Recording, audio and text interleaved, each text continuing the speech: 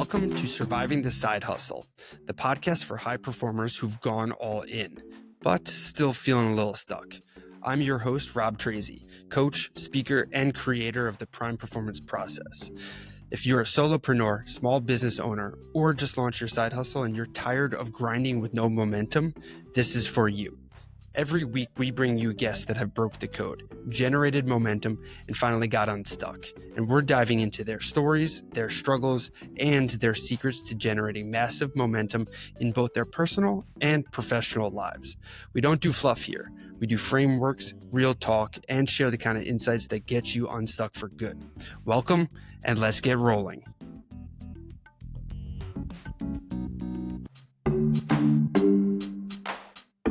But before we dive in, I gotta remind you, if you're overwhelmed, spinning your wheels, or just tired of hustling without the results, it's time for a Prime Performance Strategy session. In this free call, we'll zoom out on your life and business, identify the real reason you're feeling stuck, and build a game plan to help you reclaim your confidence, energy, and gain some clarity so you can get back to doing what you set out to do. Lead, grow, and thrive. This isn't surface level coaching. It's a system built on resilience, intentionality, clarity, and alignment. So head over to survivingthesidehustle.com/free call to grab your spot today. Again, that's survivingthesidehustle.com/free call. Let's get going and help you look good, feel good, and do great things.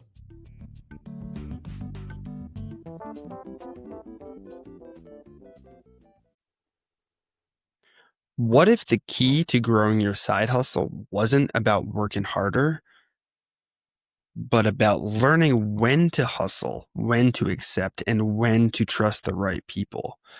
So welcome back to another Friday recap clip episode. And this week I'm going to dive into my recent conversation with Chef Ben LaRose. So Ben has actually been on the show before. So if you haven't checked out that episode, that was one of the most downloaded and listened to episodes of Surviving the Side Hustle. I believe it was episode number 27, and it came out on December 27th, 2023.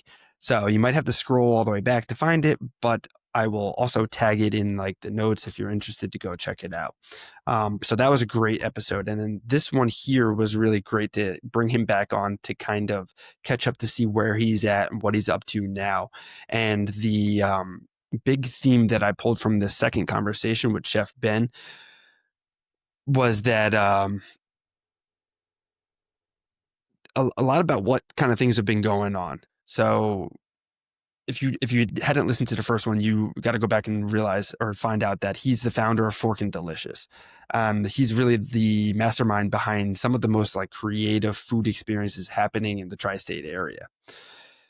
Ben basically, he was a dishwasher, and he transitioned, built his way up, climbed the whole culinary system, and he's been a chef for the last 15 years. And he shared in this most recent episode how leadership in the kitchen matters just as much as cooking does itself. So since that first episode, a couple years back, Forkin' Delicious has evolved. It started off as like a meal prep and small events. It's really has grown into this chef's table, influencer dinners, restaurant takeover, collaborations left and right, and even early blueprints he's got planned for a food truck fine dining concept. Ben's brand has really split into two entities.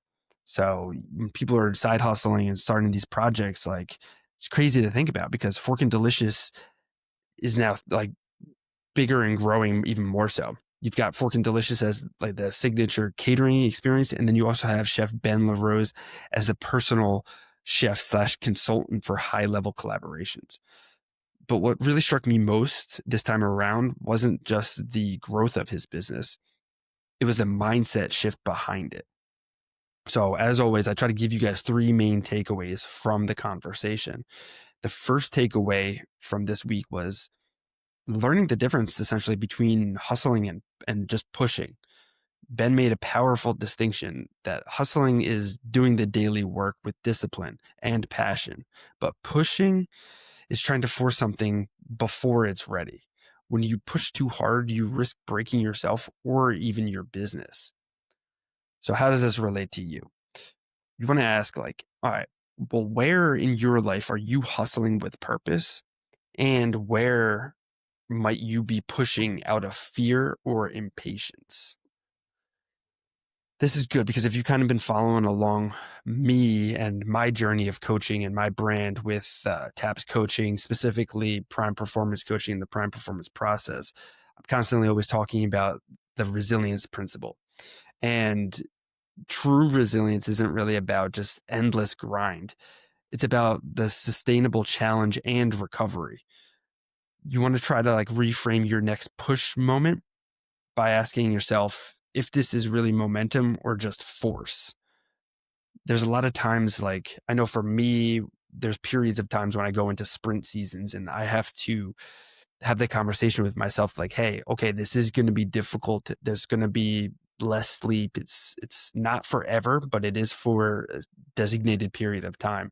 Sometimes even having the conversation with Victoria is helpful because like you can kind of see like, okay, it's going to be tough for a couple of weeks. Maybe we can't do a date night or maybe something else, but you got to be able to identify when you're just daily hustling and when you're making that push or that sprint season.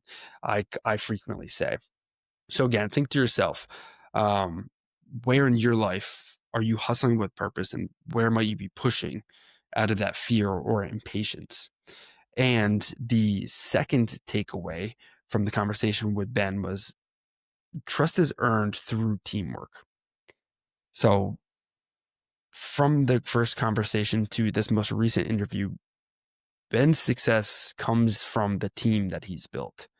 He's got servers, sous chefs, social media coordinators, collaborators, all of these people he trusts because they believe in the vision as much as he does. He said it clearly. He said, I don't have people working for me. I have people working with me. So for yourself, your projects and your side hustles that you're working on, who in your world right now is truly working with you? And who are you still trying to carry alone? That could be friends, that could be 1099, that could be people you're trying to collaborate with for projects. Think about that. Because when I'm thinking about socializing and building teams and such, this reminds me of the prime principle about social support and influence. And this ties to it directly. Just like Ben's team multiplies his capacity, remember your team triangle, your coaches, your captains, and the crowd multiplies your growth and your momentum. So it's important. Like, it's cool to build by yourself, but if you really want to scale and get to the next level, you can't be doing it alone. So number 3, the third takeaway that Ben shared was acceptance plus adaptability is the key to growth. From fluctuating food costs to last minute event changes, Ben's mantra is accept and adapt. He doesn't lower his standards by any means. He adapts his process.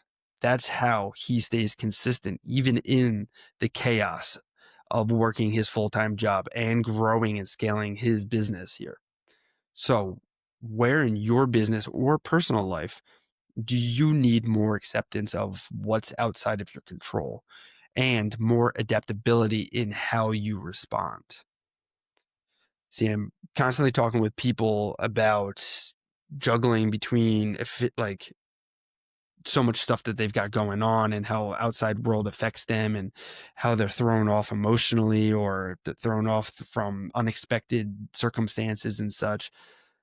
But you can't let that stuff get to you. You got to be able to stick to the systems, your rules and your routines, and know that efficiency isn't about perfection. It's really about building the systems and the adaptability so you can perform at a high level no matter what variables come in your way. Like, I don't remember where I heard it, but somebody was saying along the lines like, motivation comes and goes, discipline is what gets the work done. But one step further from discipline is creating the systems, because once the systems are in place, everything else is kind of discipline and set the tone. So you can kind of step away from it. It's not even, don't have to rely on your discipline anymore. So to connect the conversation,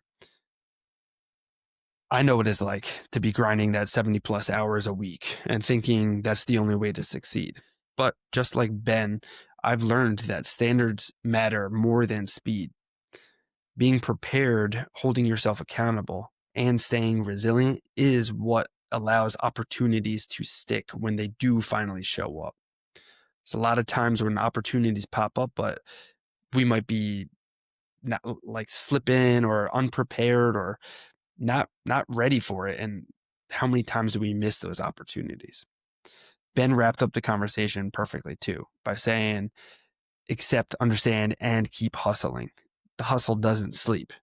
It's the same advice that he shared the first time around, and it still means a lot the second time through.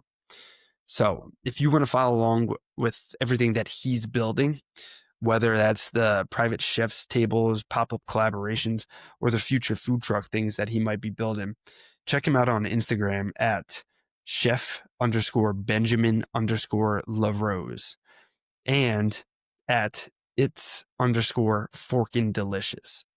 He's open, approachable, and always willing to answer any kind of questions, whether it's business, cooking, etc.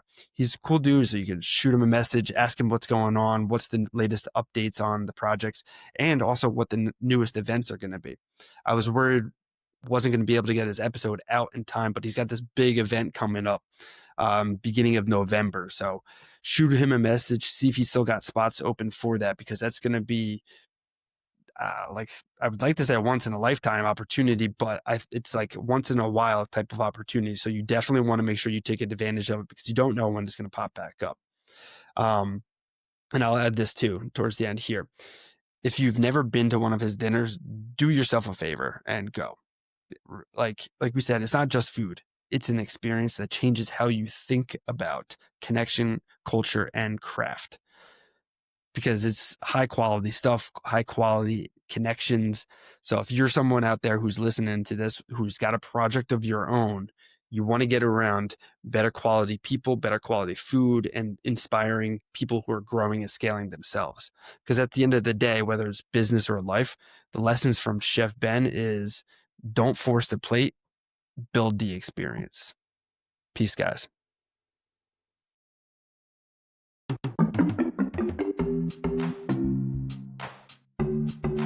And that's it for this episode of Surviving the Side Hustle. If you found this valuable, the best way to support the show is to rate and review on Apple or Spotify. It helps get the show in front of more driven individuals just like you, and helps them discover the tools to get unstuck, break through burnout, and build something real. And you can always connect deeper with me, our guests, or grab free resources at survivingthesidehustle.com/Rob. Whether it's a strategy call, the Prime Performance Personality Quiz, some of our products, or just to check out our free content library, connect with us over at survivingthesidehustle.com/Rob. And hey, remember this, you weren't meant to just grind. You were built to grow. So stay conscious, stay committed, and keep showing up. Peace, guys.